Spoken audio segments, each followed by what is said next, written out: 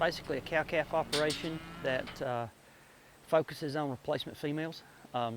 We've developed these females over a 25-year period of time. We started out with purebred Gale bulls on just commercial cows that we had bought, and went to keeping those females back.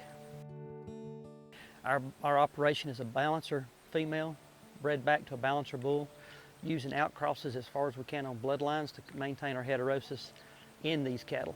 The performance on these cattle have been excellent. They work for us as a female, as replacement females. They also work for us as a feeder calf or going into a feed program. They have the ability to grow great and hang on a rail in a productive way. On our virgin heifers, we'll run a 95 to 98% conception rate on our virgin heifers. And then, but the phenomenal thing is the breed back rate on those first calf heifers, getting them bred back to go back in for the next year. We'll run a 98 to 99% calving rate or pregnancy rate back on those first calf heifers. And through time, a first calf heifer is the hardest thing that it is to get bred back, and these cattle will perform. If you get them bred once the first time, they're going to breed back and stay in the herd. We just don't have cattle drop out of the herd. We put a tremendous emphasis on disposition to be able to handle these cattle and move them and handle them a lot without having people get hurt or have to deal with a lot of fencing issues or lot issues. We don't have to have much of a lot to be able to catch and move these cattle and to be able to work them and vaccinate them or take care of calves or weaning calves, being able to keep these calves healthy because the disposition, they're not crazy and stupid, they're not bouncing off the fences and hurting themselves. We've got cows that are 16 years old that are in our operation, and that 16-year-old cow is producing just as good a calf as that first calf heifer or that 4-year-old cow. We're very blessed to be able to run cattle in the Appalachian Mountains.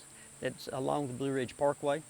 We run in Grayson County, Carroll County, and Allegheny County, North Carolina. This area is high in elevation. We get a lot of moisture and able to grow an abundant amount of grass. Because of that, we can graze a cow-calf pair per 2 acres per year. We can produce enough feed off another acre to acre and a half to provide enough hay to feed these cattle through the winter. The feed conversion and efficiency of the balancer female to be able to take forage and turn it into pounds of beef production is really the efficiency of those cattle. If we get into dry season, these cattle still breed back. It doesn't take all that extra forage growth, but when we have it, these cattle can really utilize that forage growth and turn it into productive pounds to sell.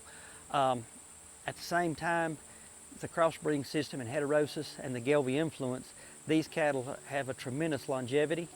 They breed back year after year after year after year.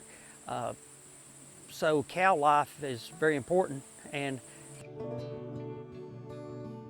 the growth in these cattle is phenomenal. The amount of inputs to get that growth is minimal. One of the things that the crossbreed between the Gale and Angus or balancer program is that feed efficiency of those cattle, when they have adequate feed or more than adequate feed, they really express that growth potential.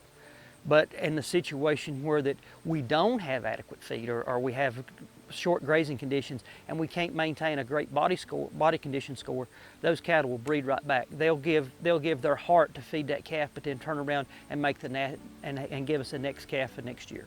Prior to going to a GAP4 natural program, we were marketing those calves direct to a feedlot, and we were getting carcass data back on those calves. We were running a 95% choice, 5% select. We were having no yield grade 4s at all and seeing some yield grade 2 calves on those steers. And those calves were being harvested at 18 to 19 months of age and live weight of 1,500 pounds.